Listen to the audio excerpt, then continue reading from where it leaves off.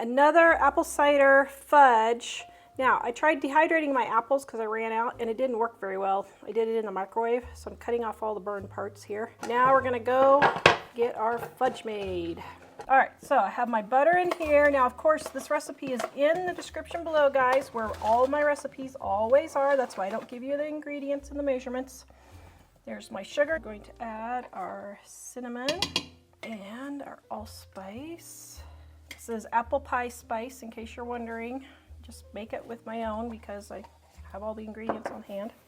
Okay, now we're going to bring this to a boil for 5 minutes. Bring it to a rolling boil and then set your timer for 5 minutes. Mine already got started, so I got 4 minutes left. I'm going to let this boil on medium heat.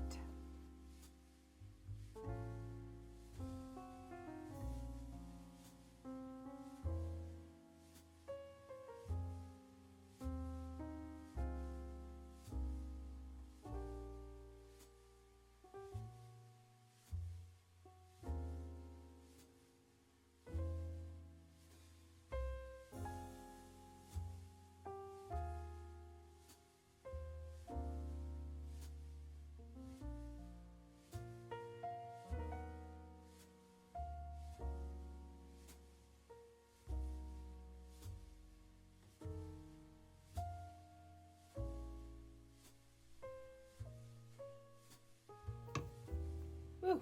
Okay, if your arms get tired, just let it melt for a minute, then you can stir again. Now, I have an electric stove, so I just keep it on the heat so that it stays warm. If you have a gas stove, just put it on really, really super low. So I burned my apples trying to dehydrate them in the microwave. I just saw a couple of burned pieces, so that's what I was picking out of there. So I guess dehydrating my apples in the microwave isn't the best idea. Adding my homemade vanilla. If you want homemade vanilla, Dining on a Dime Volume 1 is where you can get my homemade vanilla. Okay, now we're ready to put it in the pan. Cut 4 slits so my parchment will fit in there neatly. And now going to pour it in here, and we are going to refrigerate it for 8 hours or overnight until it gets all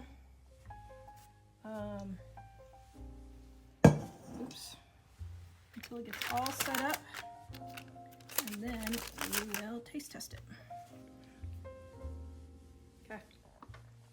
Okay. Now, I did not keep this in the refrigerator 8 hours or overnight. It was actually only in the refrigerator about 4 hours, and it's more than set up. So here we go. Okay, I'll test it.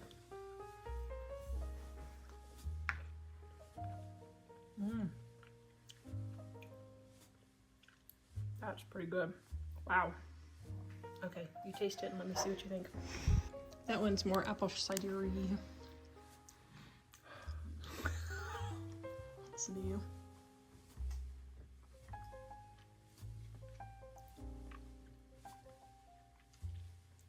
Definitely. It's more appley. More appley. Yep. Do you want to test the next one, Jack?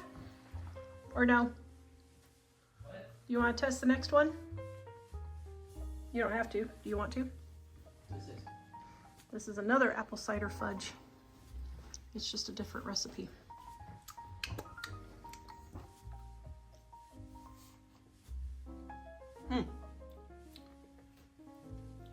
Oh, that's really good. That's like, I've never had anything like this. It's kind of weird. So Dad says it tastes like the North Pole. Yeah. Does it taste like? I think that's accurate. Does it taste like the North Pole? Mm-hmm. So do you like this one better or the original one better? I like this one better. Yeah. So everybody voted on this one. Does it have like apple chunks in it, or? Yes. Oh. They both had apple chunks in them. Oh. This one has more apple chunks. This has more apple cider and more apple chunks. I see. Okay. Yum. All right. Well, now we know which one wins.